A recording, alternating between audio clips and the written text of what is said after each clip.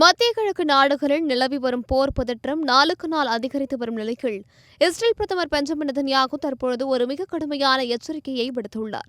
ஈரானுக்கு எதிரான ராணுவ நடவடிக்கைகள் இப்போதைக்கு முடிவுக்கு வராது என்றும், ஈரானின் பயங்கரவாத ஆட்சியை முற்றிலுமாக நசுக்கும் வரை தங்களது தாக்குதல்கள் தொடர்ந்து கொண்டேதான் இருக்கும் என்றும் அவர் அதிரடியாக அறிவித்துள்ளார்.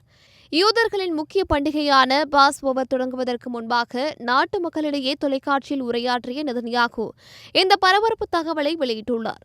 ஈரானுக்கு எதிராக நாங்கள் எடுக்க வேண்டிய நடவடிக்கைகளை மிக சரியாக எடுத்து வருகிறோம் என்றும், இந்த போர் இன்னும் முடிவடையவில்லை என்றும் அவர் திட்டவட்டமாக கூறியுள்ளார். இஸ்ரேலின் இந்த உறுதியான நிலைப்பாடு உலக நாடுகளை மீண்டும் ஒரு பெரும் அதிர்ச்சியில் ஆழ்த்தியுள்ளது. இதற்கிடையே ஈரானின் புதிய அதிபரான மசூத் பெசஷ்கியான் சமீபத்தில் ஒரு முக்கிய கருத்தை பதிவு செய்திருந்தார். அதாவது, அமெரிக்கா மற்றும் இஸ்ரேலுடனான இந்த போரை முடிவுக்கு கொண்டுவர ஈரான் தயாராக இருப்பதாகவும், ஆனால் எதிர்காலத்தில் இதுபோன்ற தாக்குதல்கள் மீண்டும் தங்கள் மீது நடக்காது என்பதற்கான எழுத்துப்பூர்வமான உத்தரவாதம் தங்களுக்கு வேண்டும் என்றும் அவர் கோரிக்கை விடுத்திருந்தார்.